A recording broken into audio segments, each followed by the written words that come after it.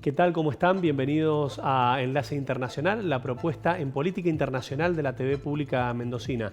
Soy Augusto Grilly Fox y junto a Luz Faur vamos a estar este ratito comentando, analizando, tratando de profundizar los distintos temas coyunturales y los temas también históricos en relación al interés que se vaya planteando. Buen día, Luz, ¿cómo estás? Buen día, Augusto, buen día a todos ustedes que están del otro lado y muchas gracias por acompañarnos en esta propuesta de vincular a Mendoza con el mundo. Para hoy tenemos un montón de temas para hablar, ¿no, Augusto? Tal cual, de hecho tenemos la posibilidad de entrevistar a Mariano Sarabia, analista internacional.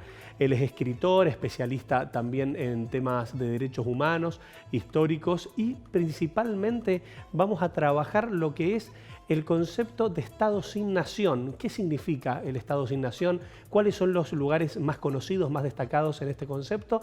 Y cuáles no. E interpretarlo para ver justamente cómo se para a nivel internacional esta situación y de qué forma se maneja. Exacto, muy interesante lo que vamos a estar abordando en un ratito. También vamos a hacer una interpretación, un análisis de la situación del Mercosur en cuanto a la asunción de Alberto Fernández en la presidencia pro tempore de este organismo. Pero antes de meternos en eso, también vamos a ver de qué se trata, qué es el bloque y qué implica también la importancia. Y por supuesto, en materia de producción artística hemos traído, bien contabas vos, el tema de las naciones sin Estado. Y hemos traído una producción artística, que es una serie que habla sobre una de las naciones sin Estado más reconocidas, que es Palestina, ¿no? Exacto, de hecho es la serie Fauda, que ya te vamos a comentar de qué se trata. La verdad que un trabajo muy interesante que ha generado la plataforma Netflix y que ha tenido una cantidad de televidentes, podríamos decir, que han sido muy importantes. Exacto. Y en materia medioambiental vamos a estar hablando de la problemática de los neumáticos, del caucho, cómo afecta al medio ambiente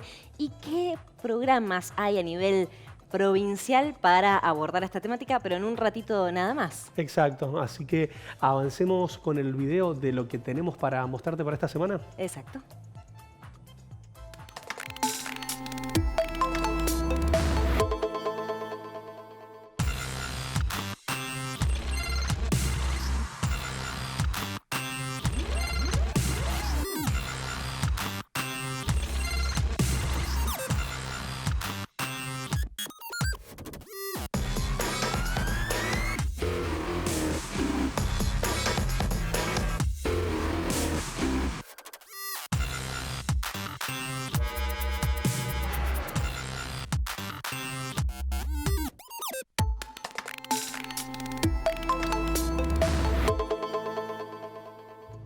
Como anticipaba Luz, vamos a trabajar un poco en profundidad esta coyuntura que se está dando en el Mercosur, sobre todo con la responsabilidad de Alberto Fernández como presidente pro tempore del bloque y viendo qué es lo que ha representado, qué ha sido históricamente y qué es lo que nos da y nos genera este bloque en la actualidad. Exactamente, pero antes de meternos en los desafíos que implicaría la presidencia pro tempore de Alberto Fernández, vayámonos un poco más y vamos a la historia de qué es el Mercosur. El Mercosur es el proceso de integración regional que derivó en el bloque económico y que fue creado el 26 de marzo de 1991 cuando Argentina, Paraguay, Uruguay y Brasil firmaron el Tratado de Asunción. Pero tiene antecedentes, se remontan antes, a 1985, cuando los presidentes de Argentina y de Brasil, Alfonsín y José Sarney, respectivamente, firmaron en Foz de Iguazú la declaración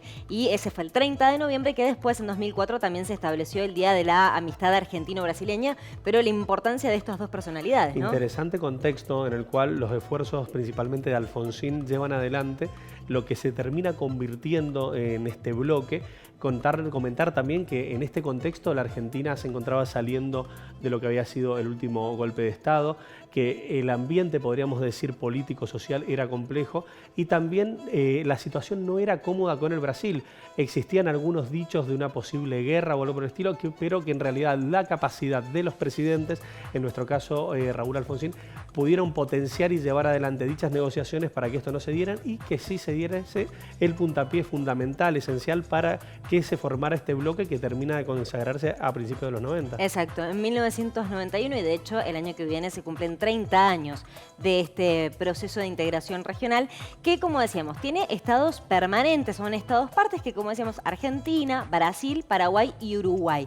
Pero en el año 2006 se incorpora Venezuela, que termina, en realidad firma el protocolo de adhesión, termina de certificarse su estado parte en el año 2012, mismo año en el que Bolivia también firma el protocolo de adhesión. En 2015 se perfecciona este protocolo, pero todavía no ha sido aceptado por los diferentes parlamentos. Lo único que falta es que el Parlamento brasileño termine de aceptar la participación. Ya nos vamos a meter en este tema en particular. También es importante mencionar que hay otros estados que no son estados parte, pero son estados asociados, que son Chile, que es Colombia, Ecuador, Perú, Surinam y Guyana, que lo que tienen es voz pero no voto, ¿sí?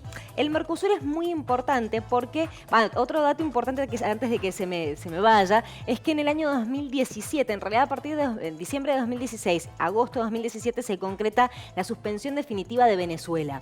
Era, como decíamos, había sido estado parte, se produce la suspensión definitiva, indefinida en el tiempo, porque, bueno, agregaron en ese momento los ministros de Relaciones Exteriores que no cumplía con los con las órdenes del Mercosur de tener un Estado democrático, y por eso es que le habían dado la suspensión, y por eso actualmente Venezuela no está como miembro activo. Hay que tener en cuenta también los contextos políticos. Hoy el contexto es otro, también es otra la presidencia en los Estados Unidos, lo cual de una forma directa o indirecta también repercute.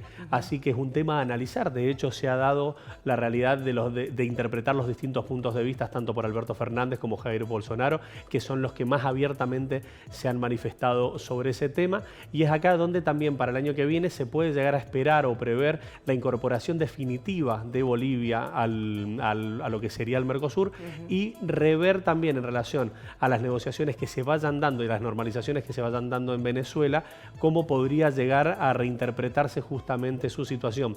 También comentar que es muy interesante la lógica de que hay de que existe la voluntad de que el Mercosur se ensanche. Hay que ver qué pasa después de las elecciones en Ecuador, y hay que ver con los países que, como comentaba Luz, han sido parte pero no han tenido voto, han tenido voz pero no voto. Hay que ver también cómo se vuelve a colocar, de qué forma se reordenan estas participaciones efectivas. Sí, también hay que tener en cuenta esto, el tema de los protocolos de adhesión y las firmas llevan mucho tiempo, son muchos trámites burocráticos, y el tema de la participación de cada uno de los estados parte en sus parlamentos particulares. El Mercosur, como decíamos, un bloque importantísimo, es considerada la quinta economía mundial si se tiene en cuenta los PBI, el PBI nominal de los miembros parte. Además, bueno, es considerada la el cuarto bloque en materia de producción. O sea, es muy importante, además que establece entre ellos el acuerdo entre los estados partes, es la libre circulación de todos los ciudadanos, así como el libre comercio y un acuerdo de arancel común entre las partes. Es importantísimo este bloque económico, y también, bueno, ahora se ve que claramente va encaminado hacia un lugar.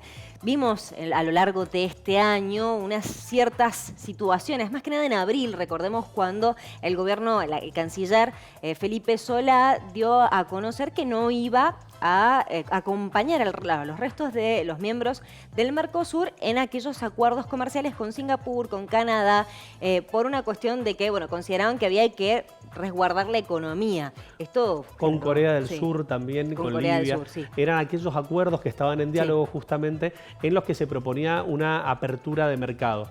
Los argumentos de la Cancillería justamente radicaban en que en ese contexto era muy compleja la situación de países desarrollados como Corea del Sur, por ejemplo, que estaban sobreestoqueados a nivel tecnológico y ponían en riesgo los espacios laborales de la Argentina.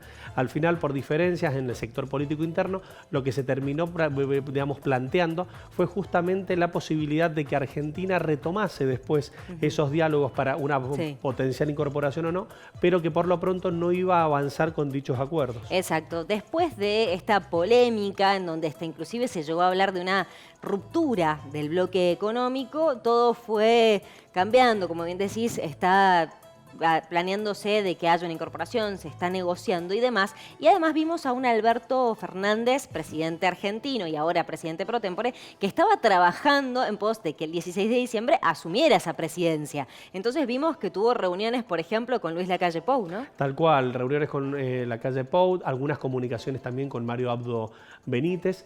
También tener en cuenta que digamos, la situación internacional para Alberto Fernández es positiva con los resultados ya puestos de las elecciones de los Estados Unidos, en el sentido de que para esta responsabilidad para la Argentina, haberla abordado con una potencial presidencia de Donald Trump, hubiese sido muy complejo, dado que en las plataformas electorales existían muchos más vínculos entre la posición argentina hacia la de Joe Biden que con la de Donald Trump. Eso es cierto. Hay que ver también cómo los diálogos se van potenciando o no con los organismos, como lo son el Banco Interamericano de Desarrollo, como también ver qué rol también juega el Fondo Monetario Internacional. Creo que la Argentina, por las negociaciones con el Fondo Monetario y por la relación con Joe Biden, puede llegar a tener una oportunidad muy concreta para redireccionar lo que es el norte del bloque. Sí, eso es a futuro, que es lo que le puede llegar a esperar a Alberto Fernández en la presidencia pro tempore. Estábamos hablando de las reuniones con Luis Lacalle Pou, con Jair Bolsonaro, tejiendo todo para que, bueno, este 16 de diciembre se produjera definitivamente la asunción, y vimos un discurso muy interesante de Alberto Fernández en esta asunción, que fue virtual, la cumbre en donde se hizo el traspaso de la presidencia pro tempore desde Uruguay a Argentina, en donde vimos a 15 minutos fue el discurso de Alberto Fernández, en donde destacó ciertas cuestiones importantes a tener en cuenta. Dijo que hay que tratar a el Mercosur como la nave insignia de América Latina. Además, apeló a que haya un eco-Mercosur, es decir, bajo en carbonos y sustentable.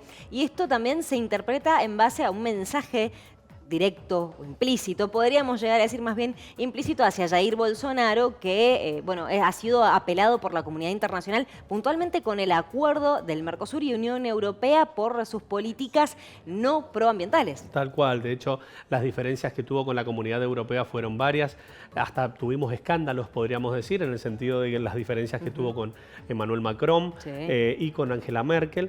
Entonces vemos también con Alberto. Con Alberto totalmente, de hecho con la comunidad europea, con estos dos actores en particular, y es a donde vemos que Alberto Fernández está tratando de aplicar alguna suspicacia justamente para manifestar coincidencias con la agenda que va a promover un Joe Biden en la región, que también vale la pena destacar que podríamos decir que Joe Biden es uno de los presidentes de Estados Unidos con mayor conocimiento territorial de Latinoamérica. Él en sus gestiones como vicepresidente de Barack Obama, él estuvo muy abocado a lo que era el desarrollo de Latinoamérica, y se espera que ahí empiece a existir también una fluidez muy concreta.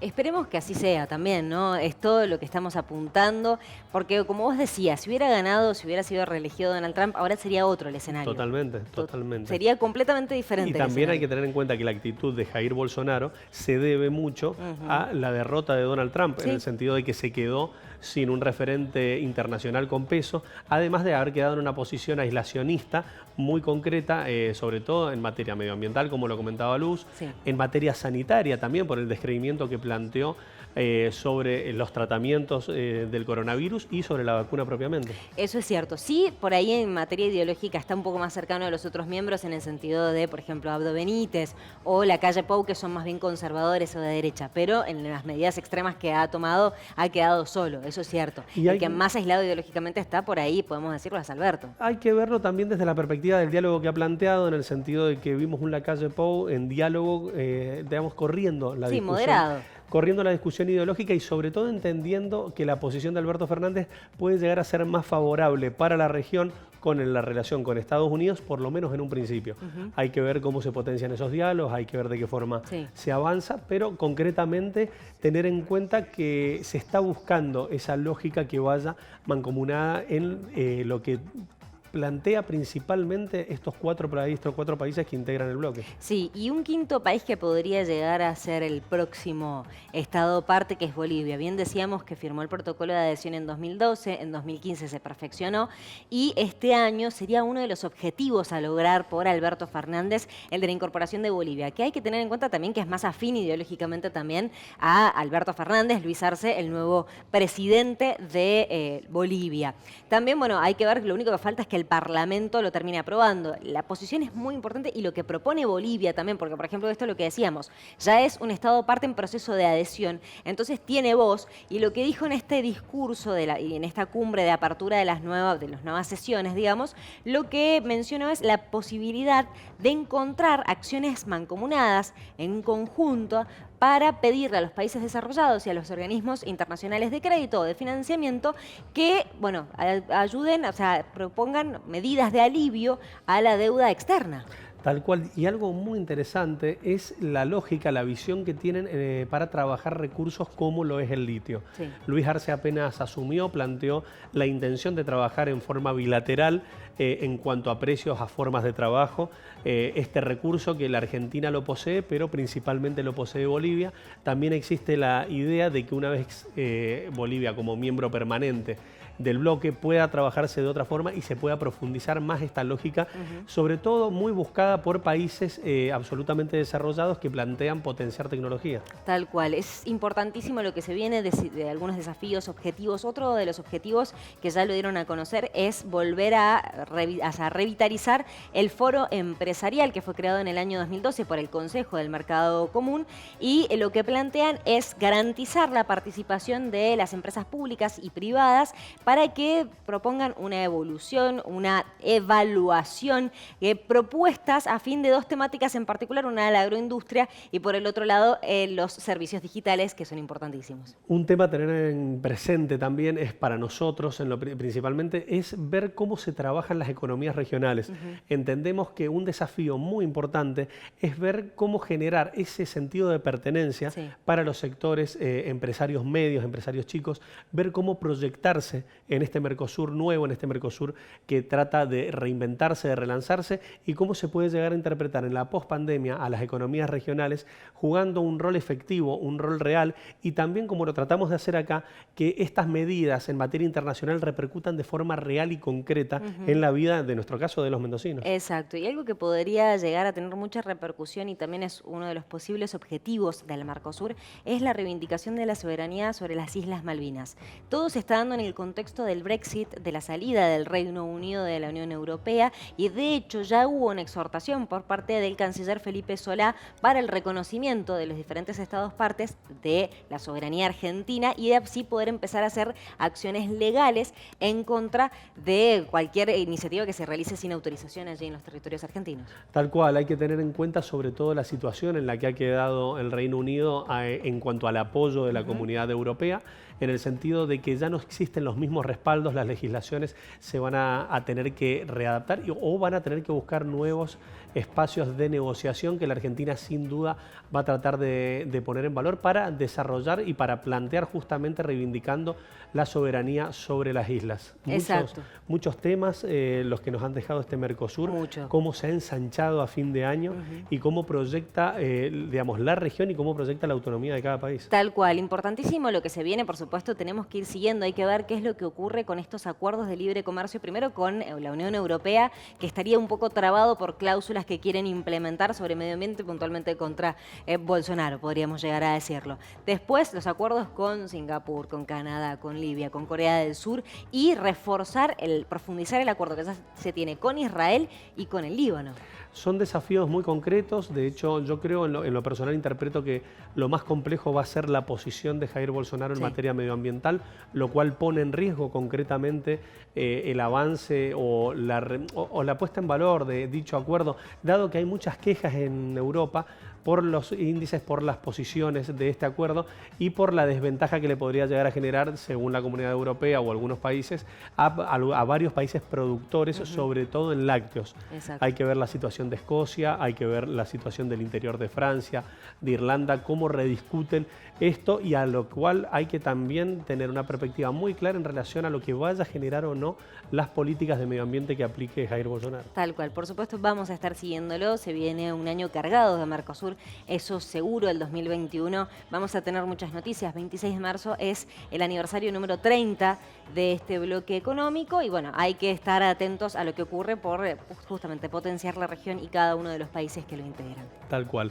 De esta forma nos vamos a ir a un pequeño corte comercial, pero te queríamos pedir que te quedes ahí que vamos a estar en una entrevista en profundidad con Mariano Sarabia, como te comentamos, analista en política internacional, tratando de identificar justamente estos procesos que se dan en los estados sin nación. Así que vamos o sea, la nación perdón, sin las estado. naciones sin estado. Existe también, pero no tanto. Pero no es el caso. Así que vamos a un pequeño corte y ya estamos de nuevo.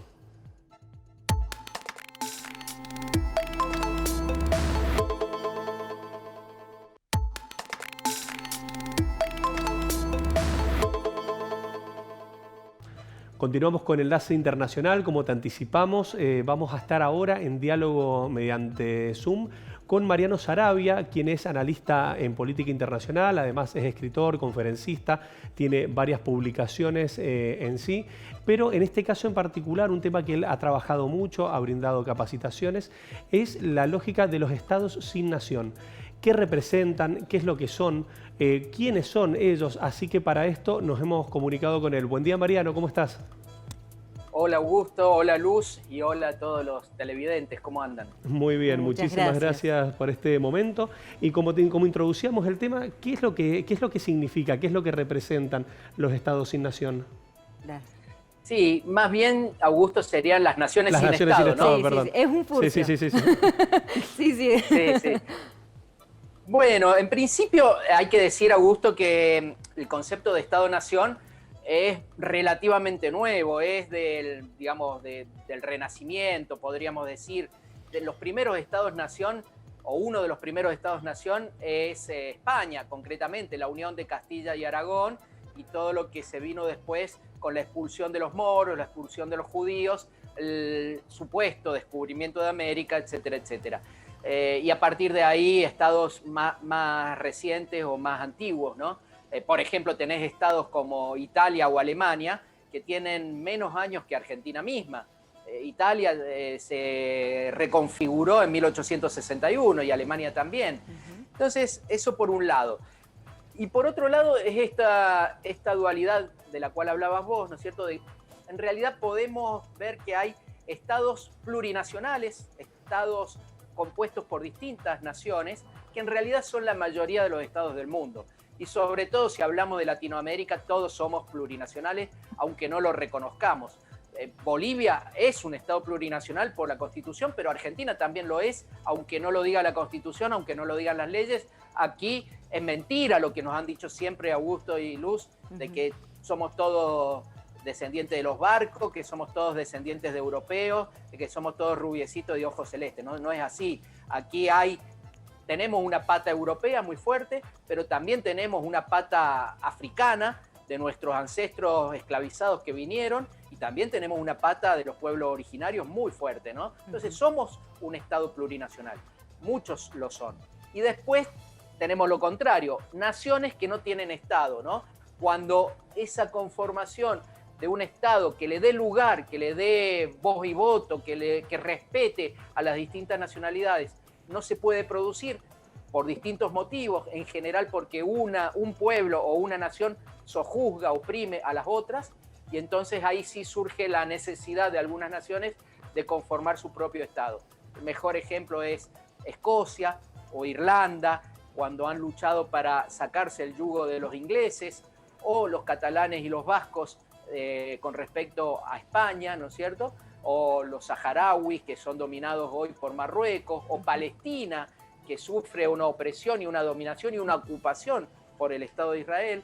Hay muchos ejemplos en el mundo. Esas son las naciones sin Estado, Augusto. Bien. Mariano, si te parece, apuntemos un poco más académicamente y expliquemos qué es una nación, qué es un Estado y qué se necesita para que una nación se constituya en Estado. Claro, una nación, Luz, es un sentimiento, para decirlo así un poco más entendible, ¿no? Es un estado de ánimo. Una nación puede ir cambiando. Yo y vos nos podemos sentir argentinos desde hace 200 años, pero no sabemos si dentro de 200 años seguiremos sintiéndonos argentinos. Hay un grupo en Mendoza, por ejemplo, el llamado Mendoexit, que aboga, con algunas diferencias, quizás con matices, pero algunos abogan por separarse de la Argentina. Bueno, esa gente seguramente no se siente contenida en la Argentina, en un en un espacio político llamado Argentina, ¿no? En general, para que haya una nación tiene que haber sentimientos en común, un proyecto en común, un pasado en general, glorias en común, ¿no es cierto? A mí, si me preguntás, me parece una barbaridad que Mendoza, que es la cuna de la nacionalidad argentina, donde San Martín generó el ejército de los Andes, donde se derramó tanta sangre de mendocinos, haya gente que diga estas barbaridades, sin motivos aparentes, porque acá no hay una opresión de la Argentina sobre Mendoza. No hay ni motivos de inseguridad, ni motivos de discriminación, ni los mendocinos son ciudadanos de segunda, ni nada, ¿no es cierto? Que es lo que puede pasar en otros ejemplos en el mundo. Y para que esa nación, sea la nación argentina, o sea la nación, qué sé yo, mendocina, cordobesa o misionera, se constituya en un Estado, tiene que tener poder, tiene que tener un gobierno, tiene que tener un territorio donde ejerce ese poder, tiene que tener una población y tiene que tener símbolos, ¿no es cierto? Que ya en un paso posterior son la bandera, el himno, etcétera, etcétera. Y ya un tercer paso sería el reconocimiento de la comunidad internacional. Hay estados que no son reconocidos por la comunidad internacional, pero sin embargo funcionan como un estado. Qué sé yo, Nagorno-Karabaj, por ejemplo, que fue escenario de una guerra hace poquito entre Azerbaiyán y Armenia. Aprovecho, Mariano, para comentar una publicación tuya, Naciones Secuestradas, en la que hablas sobre 3 temas en particular, que hace referencia a la situación de la unificación potencial, unificación de la isla de Irlanda, a la situación del País Vasco y a Quebec. También haces referencia a que lo que comparten en una nación justamente son la música, las costumbres, las comidas. ¿A qué se refiere esto en profundidad? Sí, es esto, es un sentimiento, y el sentimiento generalmente va acompañado de la cultura, ¿no? Es fundamental el idioma, la literatura, la música, como decís vos, la gastronomía, pero sobre todo esa intención de los componentes de una nación de seguir caminando juntos, ¿no es cierto?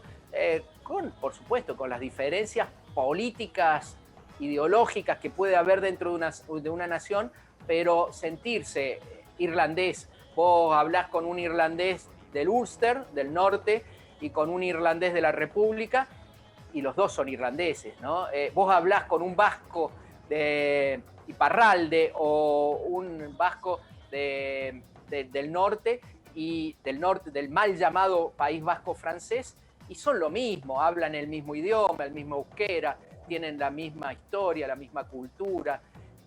Después puede haber diferencias políticas y también en cuanto a la estrategia, pero esa es la constitución básica de una nación, ¿no es cierto? Por eso, Augusto, cuando hay un genocidio, no solamente el genocida intenta exterminar físicamente a los integrantes de un grupo humano, que puede ser una nación. Por ejemplo, lo que hicieron los turcos con los armenios a principios del siglo XX, cuando exterminaron a 1,5 millones de armenios.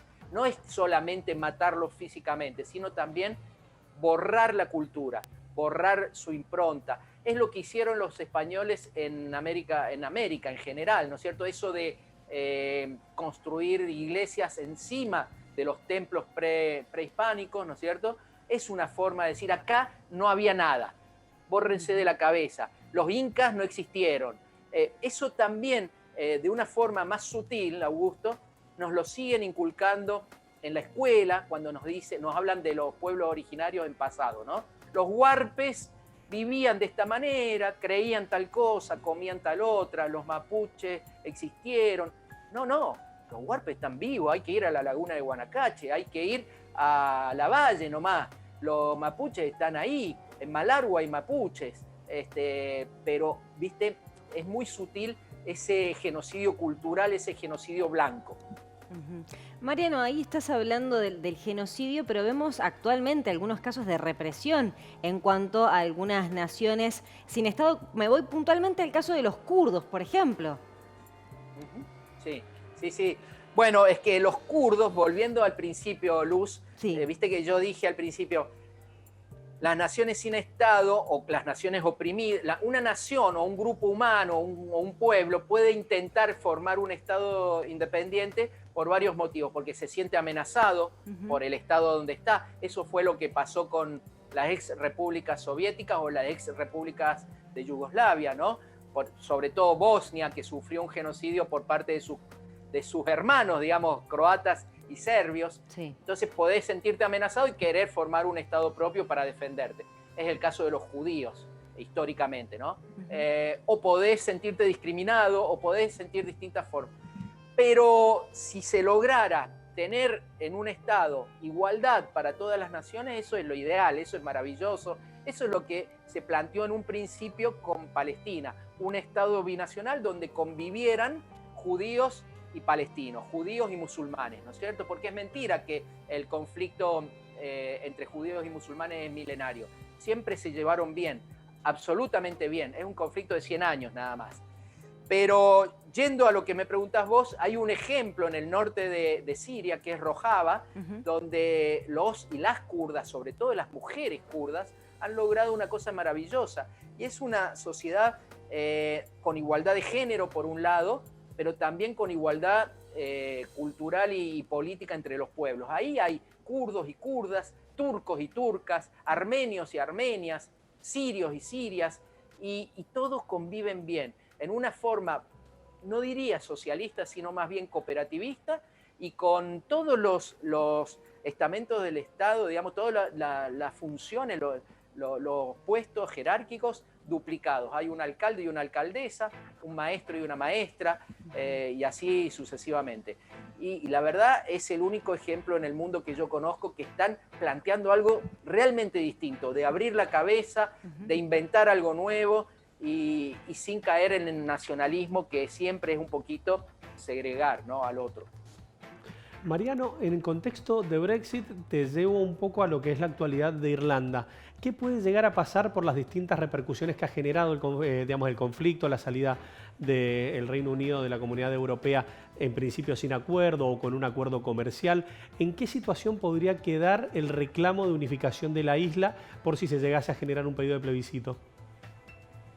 Bueno, lo hablábamos hace un tiempo en el programa de radio, y entre el programa de radio y hoy pasó algo que cambia un poco la ecuación, que es la irrupción de la nueva cepa del coronavirus en el Reino Unido, ¿no es cierto?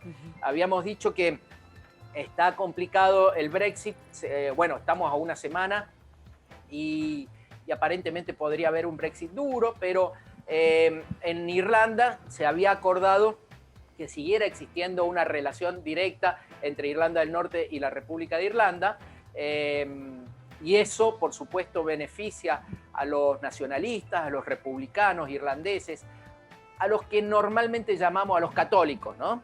Que en realidad no es un conflicto religioso, es un conflicto político desde siempre, de la opresión del hombre por el hombre y de la opresión de los unionistas monárquicos que quieren seguir ligados a Londres sobre los nacionalistas y republicanos. Entonces se dice normalmente los protestantes contra los católicos. Y esta ausencia de una frontera dura beneficia a los católicos, digámoslo así. Pero ahora, con el problema de esta nueva cepa, hay que ver qué pasa en esa frontera, porque toda Europa está cerrando los puertos y las fronteras con el Reino Unido. Hay que ver qué pasa ahí, en ese lugarcito. En general hay que tener en cuenta que los católicos, los republicanos, tienen mayor cantidad de hijos que los protestantes. Es una comunidad que va creciendo y que en algún momento va a pasar a ser mayoría, en algún momento no se sabe cuándo, y hay que recordar que los acuerdos del Viernes Santo de fines de los años 90 dice que la isla de Irlanda, o que Irlanda del Norte nunca se va a reunificar a la República de Irlanda a menos que su pueblo lo quiera o lo decida en un plebiscito. Eso es una enorme ventana que deja abierta la posibilidad a la democracia, ¿no es cierto? A que pase con Irlanda del Norte lo que pasó en el 2014 con Escocia, de preguntarle, básicamente dejar que el pueblo decida qué quiere y cómo quiere vivir, ¿no? Mariano, ya que trajiste el tema de Escocia, también Escocia, de hecho, está convocando, está llamando a que haya un plebiscito también el año que viene. Sí, sí. Por eso recordemos que hubo un plebiscito en el 2014. En ese plebiscito el no ganó por el 55 contra 45% de los votos, pero en el 2016 hubo otro plebiscito por el Brexit, ¿no es cierto? Y en ese plebiscito que se hizo en todo el Reino Unido, los ingleses votaron mayoritariamente por salirse de la Unión Europea, pero los escoceses no, votaron por quedarse en la Unión Europea. Todo eso va formando un combo que hace que el malestar siga increyendo, el malestar contra los ingleses. Esto que ha pasado este año con el coronavirus también, porque ellos dicen, hemos manejado la emergencia sanitaria mucho mejor de lo que lo manejó Londres. Recordemos las idas y vueltas de Boris Johnson y bueno, los sinsentidos, ¿no? Muy al estilo de Donald Trump y de Bolsonaro. Y entonces los escoceses tienen un argumento más para decir, me quiero separar, quiero seguir mi camino por mi cuenta, quiero volver a ser Europa, ¿no? Y por eso se plantea un nuevo plebiscito. Vos fíjate, también lo decíamos con vos, Luz, el otro día, que los escoceses y los catalanes, quizás por otras vías, están logrando mucha más repercusión en sus reivindicaciones nacionalistas que los vascos y los irlandeses con 50 años de lucha armada, ¿no? Mariano, aprovechando este repaso que estamos haciendo por Europa, ¿cuál es la situación hoy del País Vasco en general en relación a la reivindicación de Euskadi como, digamos, en perspectiva autodeterminada? Y eso es un stand-by, ¿no? Me parece que ellos perdieron un par de años en desmovilizar a ETA, en abandonar la lucha armada, en seguir un poquito el espejo irlandés, ¿no es cierto? Los irlandeses lo hicieron antes. Y vos fijate que acá se juega mucho lo simbólico y la diplomacia y la muñeca política, ¿no? Si vos le preguntás a cualquiera de tus televidentes, Augusto, te van a decir que el conflicto vasco es mucho más cruento que el irlandés. Sin embargo, en Irlanda hubo 5 veces más muertos que en el País Vasco, en la misma cantidad de años de lucha armada.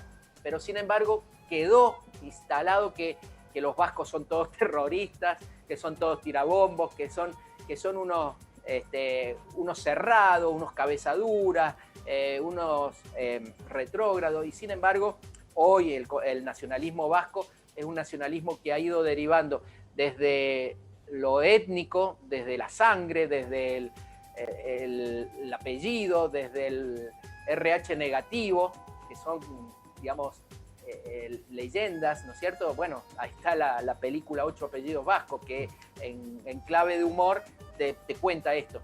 Ha ido derivando hacia un nacionalismo mucho más cívico, donde cualquiera que se sienta vasco puede ser vasco, ¿no es cierto? Más allá de su apellido o de su grupo sanguíneo. Pero esa tardía decisión de dejar la lucha armada le ha jugado en contra, me parece. Y nadie habla, por ejemplo, hoy de que en las cárceles españolas se sigue torturando, que en las comisarías españolas se sigue torturando. En una de las democracias del llamado primer mundo se siguen violando sistemáticamente los derechos humanos. No lo digo yo, lo dice el relator especial de la ONU para los derechos humanos y lo dice el Parlamento Europeo. En las comisarías y cárceles españolas todavía no se ponen cámaras para filmar las indagatorias y siguen llevando a los presos vascos a cárceles de Madrid, de Andalucía o hasta de las Islas Canarias, contraviniendo todas las normas carcelarias, las convenciones carcelarias. Entonces es difícil, ¿no? Por eso digo, hoy están mucho mejor posicionados los catalanes que los vascos en esta lucha. Bien, Mariano, te pregunto en cuanto a las dificultades por ahí de las naciones sin Estado. Escuchábamos el tema de Palestina, que no logra tener su propio Estado y está siendo oprimido por Israel, los vascos, kurdos y demás. ¿Podemos hablar de un rasgo característica en común en cuanto a cómo los afecta esta situación? Y sí, los afecta básicamente en sus derechos humanos y en sus derechos ciudadanos, ¿no? Que son como 2 escalas de derechos. Hay algunos casos terribles como el de Palestina, ¿no es cierto? En Palestina se dan 2 situaciones distintas en Gaza y en Cisjordania. En Gaza, claramente, hasta hace poco se hablaba de delitos de lesa humanidad, crímenes de guerra. Yo creo que ya se puede incluso hablar de intentos genocidas, ¿no? Con las distintas operaciones que ha hecho el Estado de Israel y sobre todo este gobierno de extrema derecha de Benjamín Netanyahu.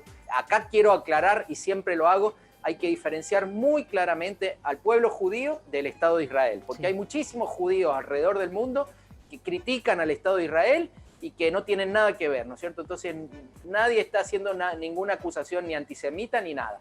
Es el Estado de Israel y es una cuestión política, ¿no? Es el gobierno de extrema derecha y casi te diría neofascista de Benjamín Netanyahu, que en las últimas intervenciones armadas contra Gaza ha sido cruel, ¿no es cierto? Plomo fundido y todas las demás, la del 2012, la del 2014, etc. Pero en Cisjordania no es lo mismo. En Cisjordania se da un caso más parecido al apartheid de Sudáfrica, porque con la ocupación y con las colonias ilegales e ilegítimas que tienen los colonos israelíes en pleno territorio palestino, impiden la libre circulación de los palestinos, que un padre pueda llevar a su hijo a la guardería, o que pueda ir al trabajo, o ir a un hospital, o visitar familias que se quieren visitar entre un pueblo y otro. El muro de la vergüenza se mete por territorio palestino permanentemente, y bueno, ahí se violan los derechos humanos. Después puede haber otros casos donde no hay violaciones tan graves de los derechos humanos, pero sí de los derechos ciudadanos, como por ejemplo el caso de Puerto Rico. Hay dos casos en América Latina que no los conocemos y no nos importa y nadie dice nada, que es la Guayana Francesa en plena Sudamérica y Puerto Rico. Puerto Rico, por ejemplo, tiene como presidente a Donald Trump y lo va a tener a Joe Biden, pero no pudieron votar. Ellos no pueden votar a su presidente. Tienen que respetar las leyes estadounidenses, pero no pueden mandar ni representantes ni senadores al Congreso. Entonces, claramente son ciudadanos de segunda, ahí se violan los derechos ciudadanos. Incluso, mira vos, más te digo, votaron por ser el Estado número 51 de Estados Unidos, de la Unión, pero sin embargo Estados Unidos no piensa anexarlos, prefiere seguir con esa situación, ese limbo político que es el Estado Libre Asociado, que es un eufemismo para decir colonia. Mariano, en relación a la situación que comentabas de Israel, me parecía interesante por ahí hacer un poquito de eje en lo que va a venir ahora en relación a los resultados de las elecciones. Para Benjamín Netanyahu ha sido muy complejo, muy incómoda la derrota de Donald Trump ante Joe Biden, y vimos en su momento cómo se aceleraban los procesos de este autoproclamado acuerdo del siglo y otras medidas que Israel pretendía tener el apoyo de Estados Unidos, pero en este contexto no es tan así. ¿Cómo lo ves vos a esto, a lo que le viene a Israel, a este Israel que acaba de convocar elecciones nuevamente? Hay que ver, Augusto, porque la verdad, después de la caída del muro de Berlín, los palestinos quedaron cada vez más solos, ¿no? Mientras existió la Guerra Fría, había cierta correlación de fuerza o algún apoyo del bloque socialista hacia los palestinos y también del panarabismo. Esas dos cosas no existen más. No existe más ni un bloque socialista, ni tampoco existe más el panarabismo, sobre todo a partir de los acuerdos de Camp David en el 78, cuando Egipto renuncia al panarabismo y reconoce con Anwar el Sadat y reconoce al Estado de Israel, ¿no es cierto? Entonces, la verdad, a menos que empiecen a jugar más fuerte, por un lado Irán, por otro lado Siria en lo que pueda, también con los problemas que tiene Siria, pero Rusia y China, en una nueva versión de la Guerra Fría, menos ideológica, pero más pragmática, y apoyen un poco más al pueblo palestino. Pero hasta ahora los palestinos han estado muy solos, muy solos, y bueno, ya vemos que Donald Trump y Netanyahu han hecho lo que han querido. El tema de las colonias es espantoso. O sea, son miles y miles de casas que se construyen cada año en territorio palestino para que vayan a vivir ciudadanos israelíes, que son extremistas, que van armados, que son totalmente fascistas, racistas, y nadie dice nada. La comunidad internacional, la ONU demuestra su ineficiencia total, puede sacar resoluciones, pero no pasa nada. Hay que ver si hay un cambio con Joe Biden. Yo no creo, no sé, no veo.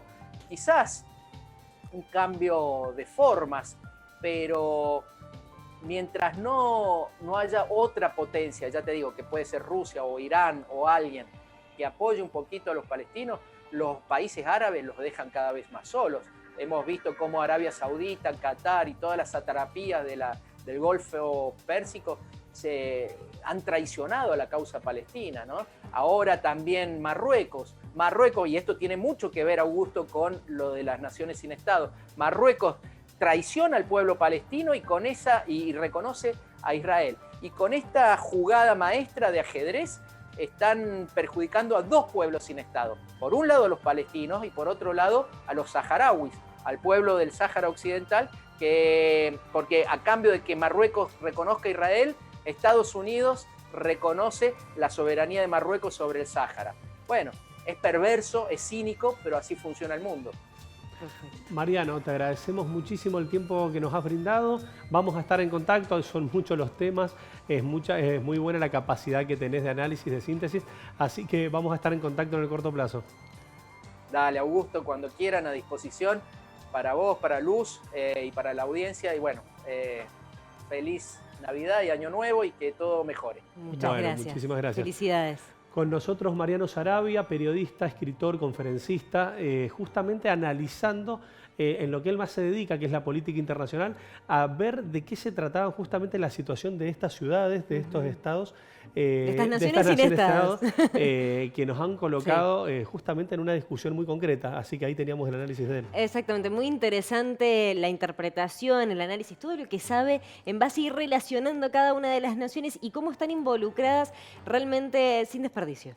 Totalmente, así que ahora en lo inmediato nos vamos a un brevísimo corte para encontrarnos con esta propuesta que te vamos a hacer para interpretar un proceso histórico y por otro lado para hablar un poquito de medio ambiente. Exactamente, ya volvemos.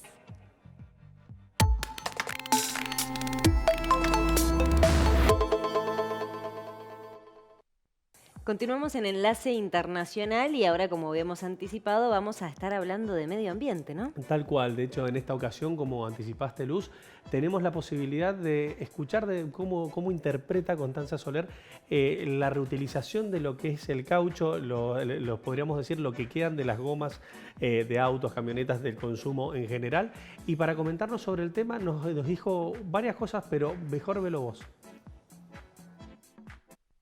Hola a todos y todas, bueno, nos encontramos una vez más en estos sábados tan bonitos para poder hablar de los temas más trascendentales para el mundo que viene. Soy Constanza y desde Verde Vivo voy a hablarles de otro producto que tenemos y que involucra nada más y nada menos que a los neumáticos. Bueno, muchos de ustedes sabrán que los neumáticos provienen del caucho, que es un árbol al que los nativos sudamericanos le llamaban el árbol que llora, porque produce una resina que con el tiempo se descubrió que podía ser vulcanizada y fue lo que permitió crear los neumáticos. Pero también tienen una parte importantísima de plástico. Esto, sumado a que los neumáticos se dan a gran escala, producto de la industria automotriz, nos enfrenta a un gran problema, que es que las ciudades, muchas ciudades, se han convertido en verdaderos cementerios de neumáticos. El caucho y por supuesto el problema principal es la gran deforestación que hay detrás de todo esto, pero también está comprobado que el 10% de los desechos plásticos que van a parar a los océanos provienen de los neumáticos. La verdad es que la problemática es muy grande. En Mendoza existe una ley de manejo sustentable de neumáticos donde los municipios colaboran muchísimo para darle algún uso sustentable. Desde Verde Vivo creamos unos sillones muy bonitos para el hogar, para distintas partes del hogar, para oficinas, que están formadas con los neumáticos y con una placa que es T-Plaque, que funciona como a partir de los restos del Tetra Brick. Bueno, les dejo como siempre la curiosidad y para que entren en @verdevivoproyecto en nuestro Instagram. Un beso a todos. Bien, ahí escuchábamos a Constanza Soler, ella es comunicadora, especialista en lo que es medio ambiente y sostenibilidad, dándonos su interpretación, su perspectiva, y para poder entender un poco de qué se trata esto, a dónde va a parar, de qué forma se trabaja el caucho, ¿no? Exactamente, muy interesante entender un poco más de la problemática de los neumáticos y el caucho y cómo afectan al medio ambiente. Pero ahora vamos a pasar a la producción artística. Bien habíamos dicho que estábamos por vincular lo que son Naciones sin Estado con una producción artística. Elegimos una en puntual que es Palestina, ya escuchábamos a Mariano Sarabia analizando la situación, y una producción artística que refleja muy bien esta historia y cómo es el Estado de Palestina en el sentido del Estado de los ciudadanos y la represión y la situación de dominación por parte del Estado de Israel. Se refleja muy bien en una serie que se llama Fauda, que significa caos en árabe. Pero antes de meternos un poco más, ¿les parece que veamos el tráiler?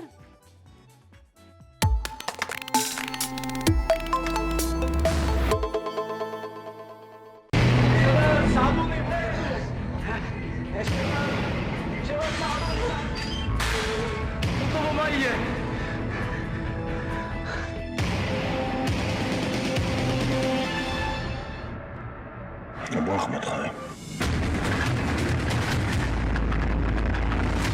רק רוצה להזכיר במין דבר.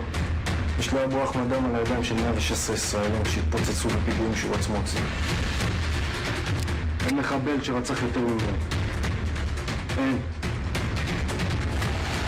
נשים, ילדים, זקנים, חיילים.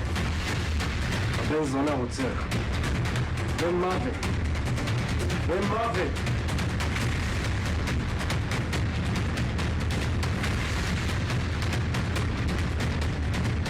أنا بقول لك إذا بتقوليش وين أبو أحمد راح تترجى تكون شهيد قبل ما أخلص عليك.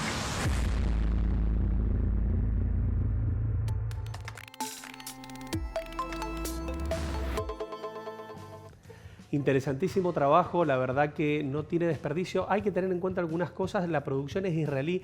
Políticamente también hay que tener en cuenta que tiene una posición un poco más, podríamos decir, desde la lógica, desde la perspectiva israelí, pero no tiene desperdicio el trabajo, ha sido muy destacado y tiene un abordaje que la verdad vale la pena verlo. Exacto, es importante lo que mencionás porque es una producción israelí creada por Avi Sakharov y Lior Raz, quienes son israelíes y tienen la particularidad de haber sido parte de un comando especial que se infiltra en los territorios ocupados para atrapar a los terroristas, como ellos denominan, palestinos. Pero lo importante y lo interesante de esta producción es el hecho de que refleja muy bien la condición que vive el palestino. El hecho de, para poder atravesar las fronteras, son revisados de una manera que realmente inhumana, la situación en la que ellos están en sus condiciones, en sus estados, de sus derechos humanos, y está muy bien como lo refleja porque, si bien tiene 3 temporadas esta serie, la primera y la segunda es la infiltración en los territorios para tratar de encontrar a los terroristas, la tercera tiene que ver con tratar de rescatar a 2 rehenes, pero refleja bien el hecho de que no hay ningún ganador en esta pelea, sino que son todos perdedores, desde Israel, desde su política, de que para ellos consideran que está bien tener esos territorios ocupados, y para Palestina el hecho de la reivindicación de su Estado, de su autonomía y de que, bueno, Israel haya tomado como suyos esos terrenos que les pertenecen a ellos. Una cosita más para agregar, me parece importante comentar que tiene un realismo muy duro. Sí.